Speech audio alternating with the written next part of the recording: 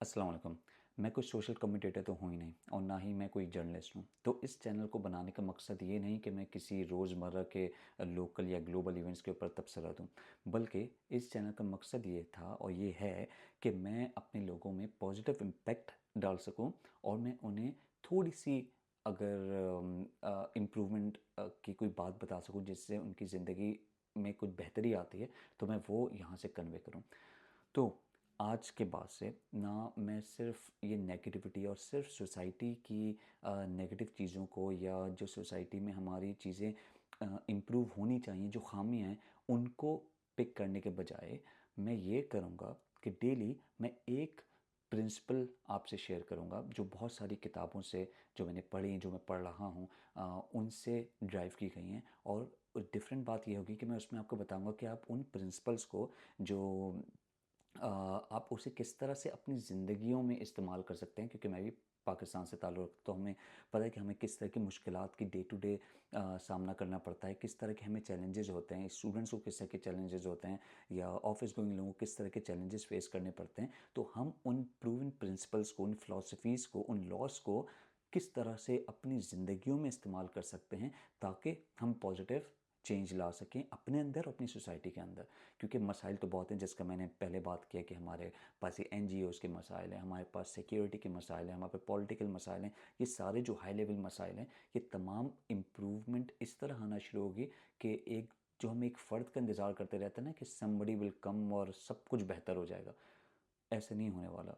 आपको हर फ़र्द जब अच्छा अपने आप को इम्प्रूव करना शुरू कर देगा, तब सोसाइटी, एक इलाका इम्प्रूव होगा, फिर वहीं से ग्रो होकर सोसाइटी, पूरा शहर, पे पूरा मुल्क। इस तरह से इम्प्रूवमेंट और तब्दीलियाँ आती हैं, एक झटके से नहीं आती। जब हमारा जो मुल्क में एक काबिल लोगों का रेशो नाकाबिल लोगों के रेशो से ज़्यादा होगा, पढ़े लिखे और नॉन करप्ट लोगों का रेशो उससे ज़्यादा होगा करप्ट लोगों से, जो इस वक्त अदर वे अराउंड है, तब हमारे मुल्क में तब्दीली आना शुरू की। बड़ा ही सिंपल प्रिंसिपल है ये, कोई जो है रॉकेट साइंस नहीं है ये समझना कि हमारे मुल्क में क्यों इस तरह की परेशानी है, उस तरह क्यों इस तरह के मसाले हैं। वो इसीलिए हैं क्योंकि हमारे जो इलिटरेट और इतने काबिल लोग जो नहीं हैं, उनका हमारे मुल्क में रेशो ज़्यादा हो चुका है।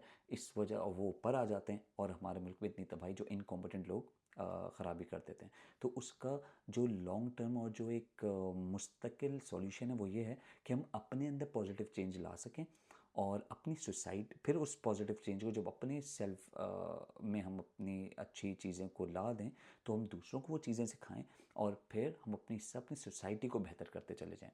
तो कल से इंशाल्लाह एवरीडे मैं आपसे एक प्रिंसिपल शेयर करूंगा, जिसको आप जिसमें मैं अर्ज जनरली भी करता हूं कि सब किताबें, ये पॉडकास्ट वगैरह से निकल के किताबें पढ़ें। तो आप उन सब बातों को अपनी जो एक मशहूर किताबें हैं, जिनके मैं शायद आगे रेफरेंसेस भी दूँ, उसमें आप क्रॉस चेक भी कर सकते हैं ऑफ कोर्स। बट मेरा जो मकसद होगा वो ये होगा कि मैं उन प्रिंसिपल्स को हमारी डे टू डे ज़िंदगियों पे अप्लाई करूं और आपको बताऊं, सिंप्लीफाई करूं कि किस तरह आप उन प्रिंसिपल्स को प्रैक्टिकली यूज़ कर सकते हैं अपने ऊपर और अपनी सेल्फ इम्प्रूवमेंट के ऊपर, और किस तरह आप सामने इंसान की ज़िंदगी में भी इम्प्रूवमेंट ला सकते हैं।